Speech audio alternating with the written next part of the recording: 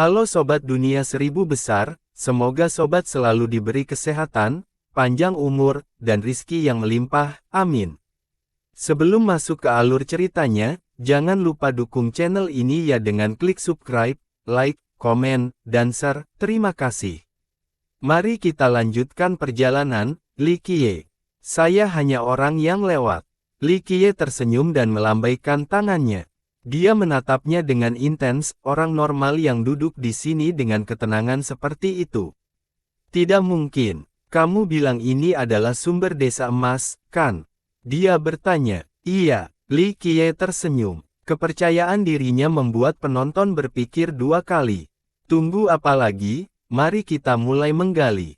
Beberapa mulai berteriak, benar, sebelum orang lain memiliki kesempatan. Yang lain bersiap untuk penggalian. Ini tempat kita. Sekelompok ingin merobohkan rumah itu. Cukup, Dugu King berteriak dan melepaskan kekuatannya, menyapu orang-orang dari kaki mereka.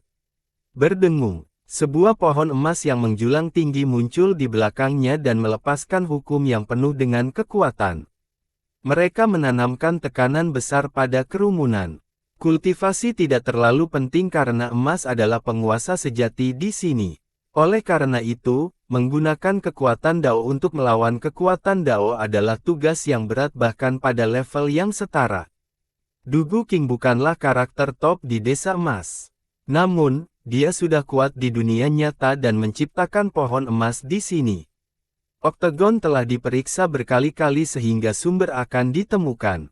Dugu King bertanya pada Li Qiye.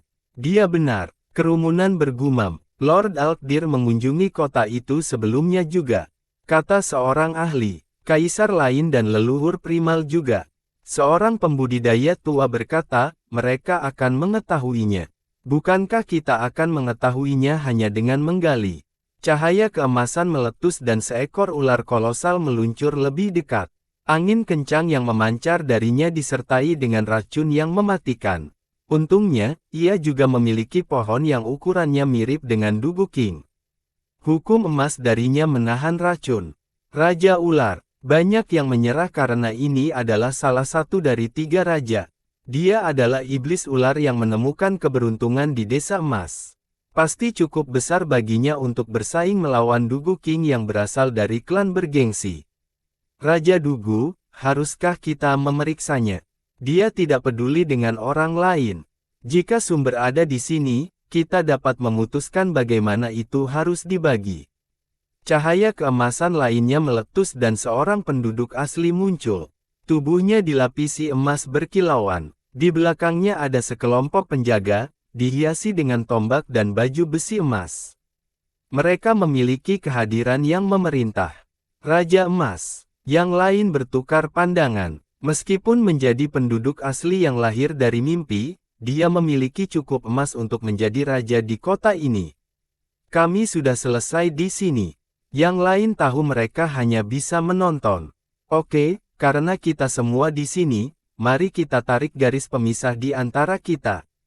Snake Monarch menatap tajam ke kerumunan, membuat mereka merinding. Sinyak, jika kamu tidak punya bisnis di sini. Raja Emas berteriak. Tapi kami menemukan tempat ini terlebih dahulu, kami pantas mendapatkan bagian yang adil. Seorang ahli tidak setuju. Sayangnya, para penjaga mulai mengusir mereka. Bocah nakal, berebut. Snake Monarch memperhatikan Li Qiye duduk di sana. Kamu berbicara denganku. Li Qiye menjawab. Itu benar, pergi sebelum aku memakanmu. Snake Monarch mengancam. Setan ular kecil, bahkan penguasa desa emas tidak berani memberiku perintah. Li Qiye berkata dengan santai. Mereka yang diusir berhenti di jalur mereka. Anak nakal ini tidak tahu luasnya langit dan bumi. Yang lain memuji. Haha, bocah bodoh, tahukah kamu siapa penguasa emas saat ini? Golden Monarch tertawa. Mereka harus menyerah terlepas dari siapa mereka di hadapan saya. Li Qiye masih duduk santai di kursinya. Yang terkuat di desa emas adalah Lord Alkrusa. Dugu King mengingatkannya, biarkan dia datang untuk audiensi. Kata Li Qiye, apakah dia gila? Kerumunan berteriak heran. Sebanyak 6 penguasa emas resmi tinggal di Desa Emas, leluhur pemecah bumi dari 72 sekte Skyraiser, tombak besi dari Trinitas, Buddha bangkit dari gerbang abadi, Kaisar Iblis Luosha, leluhur tatapan lautan, dan Kaisar Rusa Alk. Rusa Alk entah bagaimana menjadi yang terkuat dan melampaui nenek moyang primal meskipun memiliki satu buah dao.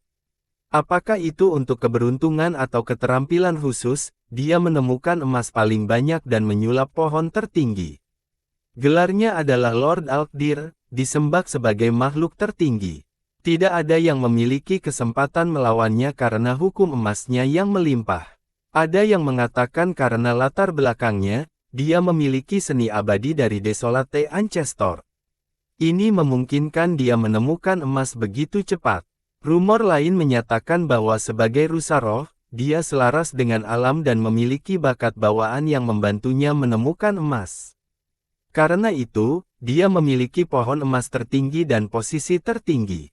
Sekarang, bocah ini berbicara tentang memberinya audiensi di Desa Emas. Kamu pantas mati karena ketidakhormatanmu. Golden Monarch meraung. Jika Lord Alkdir mengetahui penghujatan seperti itu terjadi di kota mereka, dia mungkin menghancurkan segalanya. Siapa yang berani tidak menghormati Lord Alkdir? Seseorang meraung dengan marah dan partikel emas menelan kota. Gemuruh. Sekelompok kavaleri bergegas mendekat seperti banjir baja, menghancurkan semua yang ada di belakang mereka. Pemimpin menulis kuda jantan dan memiliki pohon emas. Pohon tiga raja itu tampak seperti semak jika dibandingkan. Dia mengenakan jubah hitam longgar, membuat orang lain bertanya-tanya apakah dia telah mencuri jubah orang lain. Lengan dan manset celananya diikat sehingga pakaian itu mengepul keluar, membuatnya terlihat berotot. Raja Angin Hitam, kerumunan berteriak, "Ini Raja Angin Hitam!" Banyak yang berlutut di hadapannya. Meskipun Blackwing Monarch memiliki banyak eksploitasi, yang paling penting adalah hubungan dekatnya dengan Lord Alkrusa. Raja Angin Hitam, tiga raja kota itu membungkuk di hadapannya. Siapa yang berani menggertak? Dia mengucapkan dengan dingin, mengintimidasi semua orang dengan energi emasnya. Dia adalah dewa yang sunyi di dunia nyata, jadi kultivasinya melampaui semua orang yang hadir. Selain itu, dia telah menerima bantuan yang cukup dari Alkdir sehingga kekuatan emasnya bahkan lebih kuat dari kultivasinya yang sebenarnya. Raja, bocah bodoh ini berkata bahkan Lord Alkdir harus menyerah di hadapannya, dia pantas mendapatkan kematian. Snake Monarch ngeri dan langsung mengendus. Blackwing melihat pelanggar itu. Diam. Ekspresinya berubah secara dramatis saat dia menamparkan dan mengirim Snake Monarch terbang keluar dari oktagon. Bam! Dia menabrak tanah, mengakibatkan kawah besar. Bagaimana rasanya menjadi raja di sini? Li Qiye bertanya sambil tersenyum. Blackwing segera melompat dari kuda jantannya dan berguling di tanah sampai dia mencapai Li Qiye. Dia bersujud dan berkata, "Bangsawan muda, yang rendah hati ini pantas mati karena penerimaan yang terlambat." Ini secara alami mengejutkan semua orang. Apa? Dugu King sendiri tidak bisa tetap tenang. Siapa dia? Seseorang berbisik. Kerumunan juga cukup pintar untuk berlutut sambil mencuri pandangan ke arah Li Qiye. Tidak perlu itu, bangkit. Li Qiye tersenyum. Terima kasih, bangsawan muda. Blackwing menundukkan kepalanya berulang kali sebelum berdiri. Dia tahu dia bukan apa-apa sebelum Li Qiye. Bahkan Lord Alkdir harus berlutut karena pria itu adalah leluhur tertinggi dari Desolate Frontier. Dia hanya membutuhkan satu serangan untuk menghancurkan Heavenly Crown dan setidaknya harus menjadi penguasa mitos. Berdengung, mata air emas tiba-tiba menyembur ke atas dari ruangan. Ada di sana. Banyak yang berteriak heran. Dugu King dan rekan-rekannya tidak percaya rumah mungil ini memiliki mata air emas di bawahnya. Bangsawan muda, ini mata air emas. Angin Hitam bertanya dengan hormat. Ya, sumber Desa Emas. Li Qiye tersenyum. Jad itu benar. Angin Hitam bergidik. Yang lain mendengarnya dan menjadi emosional. Keserakahan muncul lagi karena mereka pikir dengan mendapatkan musim semi ini, mereka bisa melampaui Lord Alcrusa. Tergoda, Li Qiye bertanya pada angin hitam. Angin hitam tersenyum kecut dan berkata, karena kamu di sini, musim semi hanya bisa menjadi milikmu, aku tidak berani memiliki sedikit pun keserakahan. Ini membangunkan semua orang seperti seember air dingin yang menuangkan kepala mereka. Benarkah? Li Qi menyeringai. Tentu saja, saya akan menjadi orang pertama yang membunuh siapapun yang mencoba. Kata Black Wind, arogansi mengambil alih kepalamu, angin hitam. Seseorang berteriak dengan gemuruh. Aura yang tak terkalahkan menyapu kota bahkan sebelum kemunculannya. Kelompok Dugu King tidak bisa lagi berdiri tegak. Ledakan. Sesosok menerobos ruang angkasa dan memasuki kota. 100.000 mil hanya mengambil satu langkah. Dia adalah seorang pria parubaya dengan api yang jahat. Di belakangnya ada pohon yang cukup besar untuk menutupi langit. Kaisar Evil Surge. Semua orang menjadi ketakutan. Black Wind terhuyung-huyung beberapa langkah mundur dari tekanan juga. Di dunia nyata, Evil Surge adalah kaisar puncak yang bertanggung jawab atas Devil Cult dengan Trinity sebagai pendukungnya. Setelah memasuki desa dan hidup dalam aliran waktu yang berbeda, dia menjadi salah satu yang terkuat. Gelombang jahat, berlutut dengan cepat di hadapan kehadiran bangsawan mudaku. Black Wind mendapatkan kembali ketenangannya dan berteriak. Berdengung, hukum emas Evil Surge turun seperti telapak tangan yang tak terlihat, memaksa Black Wind untuk bertahan dengan pohon emasnya. Bam, dia masih terhuyung-huyung mundur. Berhentilah menggonggong di hadapanku, angin hitam. Kata Evil Surge, aku hanya mendengar satu anjing menggonggong. Li Qiye berkata dengan santai. Siapa kamu? Evil Surge memfokuskan auranya pada Li Qiye. Ini membuat penonton sangat takut karena aura yang terfokus dapat mereduksi mereka menjadi kabut berdarah. Hanya orang yang lewat, berlututlah dan aku akan mengampunimu.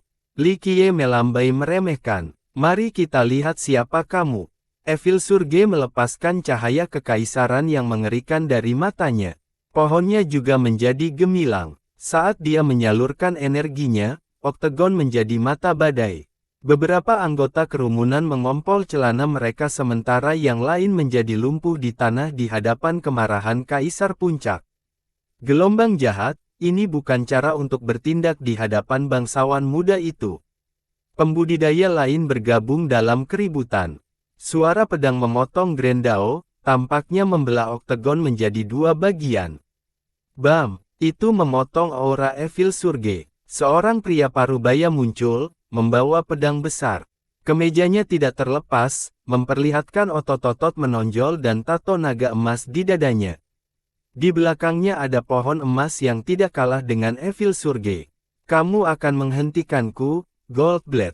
Gelombang kejahatan berbicara. Denting. Suara sitar memaksa Evil Surge mundur satu langkah. Hitung aku. Pria lain tiba dengan elegan. Sikapnya yang ramah memancing rasa hormat sambil menghibur. Dia menanamkan rasa aman pada orang-orang di sekitarnya. Virtuoso. Ekspresi Evil Surge memburuk. Pedang emas dan kaisar virtuoso. Anggota mahkota tidak berani melihat ke atas. 3 kaisar puncak tiba di kota mereka dalam sekejap mata. Ini benar-benar belum pernah terjadi sebelumnya. Goldblade dan Virtuoso adalah salah satu kaisar terkuat di desa emas, hanya di belakang penguasa emas. Kekuatan mereka menekan seluruh wilayah di sekitar Oktagon, menyebabkan semua makhluk hidup gemetar ketakutan. Mereka yang berada di Oktagon paling terpengaruh, merasa sama sekali tidak penting karena kedatangan Kaisar Puncak. Evil Surge mengira dia bisa bersaing melawan Goldblade sendirian. Namun, 1 lawan 2 tidak ada harapan.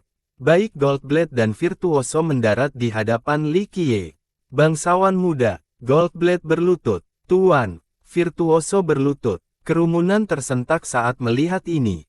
Gigi mereka bergetar gemuruh saat mereka menyadari situasinya, tidak lagi memiliki keberanian untuk menatap Li Qiye. Di mata mereka, Black Wind Monarch cukup tidak terjangkau. Namun, 2 kaisar puncak menunjukkan rasa hormat mereka terhadap Li Qiye di depan umum. Tingkat puncak hampir tidak dapat dijangkau oleh para pembudidaya. Jadi, siapakah pemuda biasa ini? Nenek moyang primal. Masalahnya adalah leluhur puncak tidak perlu berlutut di hadapan leluhur primal. Ekspresi Evil Surge berubah sepenuhnya. Saudara Evil Surge, sepertinya ini bukan hari keberuntunganmu hari ini. Goldblade berdiri dan tertawa, masih memiliki sikap bandit dengan niat licik. Mari kita sebut ini sehari. Evil Surge berbalik untuk pergi karena waktu sangat penting. Denting. Namun, jentikan sitar menghalangi jalannya. Sudah terlambat untuk pergi sekarang, saudara. Goldblade berkata sebelum meraung, puncak sabar. Dia mengayunkan pedangnya ke udara dan hukum pohon di belakangnya meletus, berubah menjadi pedang emas. Mereka menyatu ke pedang fisiknya, yang berpuncak pada raungan naga sebelum tebasan pamungkas. Brengsek, hanya gelombang energi yang tersisa yang akan melenyapkan seluruh kota. Aku tidak takut pada kalian berdua. Evil Surge memadukan energi emas dengan api iblisnya. Lonjakan jahat, ini menciptakan pusaran saat dia berteriak. Gemuruh, puing-puing beterbangan kemana-mana saat pusaran menjadi lebih ganas. Tebasan itu menghantam pusaran secara langsung, menyebabkan kerusakan yang cukup besar pada sekitarnya. Retakan muncul di luar angkasa dan di tanah, melukis pemandangan apokaliptik. Keduanya seimbang. Goldblade telah meningkat secara dramatis setelah pergi ke desa emas karena dia hanya berada di level setengah langkah dalam kenyataan. Di sini, dia bisa bertarung melawan Kaisar Puncak yang sebenarnya. Jaring. Virtuoso dengan lembut menjentikkan sitarnya, membentuk kubah yang terbuat dari jaring seperti sutra. Evil Surge tahu melarikan diri adalah pilihan yang bijaksana daripada berjuang dalam pertempuran tanpa harapan. Penghancuran kilat. Dia bergumam dan banyak bayangan muncul. Mereka bergegas menuju Virtuoso dan Goldblade, membidik titik-titik rentan mereka dengan belati. Keduanya mengambil pose defensif untuk menghadapi klon. Ini memberi cukup waktu bagi Evil Surge untuk terbang ke udara dan melarikan diri. Sayangnya, seekor segel muncul di belakangnya. Dia bereaksi dengan cepat dan memfokuskan hukum emas di punggungnya. Bam! Kekuatan primalnya menembus hukum emasnya dan menghancurkannya. Dia jatuh kembali ke tanah sambil muntah darah. Ketika dia melihat ke atas, dia melihat seorang gadis mengenakan jubah kekaisaran ungu. Pohonnya menjulang tinggi di atas yang lain. Kaisar Iblis Luoxia. Penampilannya mengguncang kerumunan sampai ke intinya. Dia benar-benar mendominasinya dengan anima primal dan kekuatan emasnya. Kaisar Iblis Luoxia. Penonton merasa seperti semut menatap naga sejati. Evil Surge terasa seperti anjing yang baru saja kehilangan tuannya. Hari ini bukan harinya tetapi tidak ada tempat untuk berlari. Serangan telapak tangan menghantamnya dan mengirimnya ke lubang lain, darahnya menodai tanah. Sudah terlambat, Evil Surge. Penyerang itu berbicara, memiliki kekuatan emas tingkat samudera. Leluhur tatapan laut. Tembakan besar lainnya membuat ketakutan penonton. Evil Surge, seorang kaisar puncak yang hebat, menjadi tawanan dalam waktu singkat. Selamat datang, bangsawan muda. Luoxia dan Ocean Gaze dengan hormat membungkuk. Semua orang berubah menjadi patung, tidak berani bernapas keras. Mereka tetap di tanah meskipun tidak merasakan tekanan apapun. Kaisar Iblis Luoxia dan leluhur tatapan samudera adalah dua penguasa tertinggi, yang mampu menentukan arah desa emas. Biasanya, hanya melihat mereka sendirian adalah keberuntungan terbesar. Sekarang, keduanya berlutut di hadapan pria tak dikenal ini. Dugu King berkeringat dingin karena dia tahu lebih banyak dari yang lain. Nenek moyangnya, Dugu Yuan, hanya selangkah lagi untuk menjadi penguasa tertinggi. Mereka percaya dia adalah yang terkuat di dunia lama. Namun, keduanya tidak mau berlutut di hadapannya. Apakah ini berarti pemuda itu adalah seseorang yang lebih hebat? Seorang penguasa tertinggi di dunia lama. Li Qiye mengangkat tangannya, memberi isyarat agar mereka bangkit. Apa yang kamu inginkan? Evil Surge bertanya, tidak bisa bergerak 1 inci pun. Bangsawan muda akan memutuskan hukumanmu. Goldblade tersenyum. Lakukan apa yang kamu inginkan tetapi kamu tidak akan membodohi aku. Kejahatan melonjak dengan dingin, punggungnya lurus mungkin. Apakah kamu tidak takut mati? Li Qiye tersenyum. Seorang kaisar tidak takut mati. Kata Evil Surge. Berani. Li Qiye memuji. Kaisar Trinitas tidak pernah meminta belas kasihan. Kata Evil Surge. Haha, dikatakan dengan baik. Li Qiye mengangguk. Siapa yang berani menyerang seorang kaisar Trinitas? Tiba-tiba, sebuah tombak menembus langit dan mendarat di oktagon. Kultivator ini tidak peduli dengan kerumunan dan membiarkan auranya berkeliaran dengan bebas, mampu mengurangi para ahli seperti Dugu King menjadi darah. Siapa itu? Kerumunan berteriak. Ini leluhur tombak besi. Seorang pembudidaya bermata tajam melihat tombak itu. Pengkhianat. Ekspresi tombak besi menjadi gelap saat melihat Luoxia. Namun, ketika dia melihat Li Qiye, dia tampak disambar petir dan tersandung ke belakang. Beruntung sekali tidak cukup, kata Li Qiye. Tombak besi menjadi pucat, tidak menyangka akan bertemu Li Qiye yang hampir membunuhnya dengan panci masak terakhir kali. Dia melupakan martabat dan berbalik untuk melarikan diri.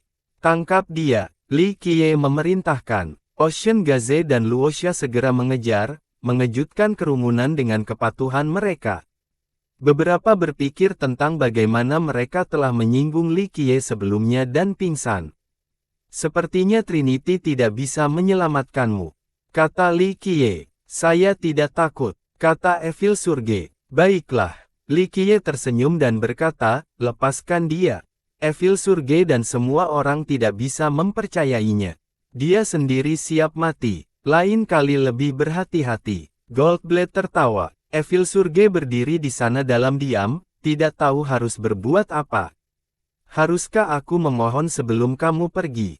Li Qiye bercanda. Dia menarik napas dalam-dalam dan berkata, jika kamu tidak mau membunuhku, biarkan aku melihat mata air emas. Berani. Li Qiye tersenyum sebagai jawaban. Berdengung. Untaian cahaya datang dari ruangan di belakang Li Qiye lagi, menyebabkan semua orang beresonansi terang. Bersambung.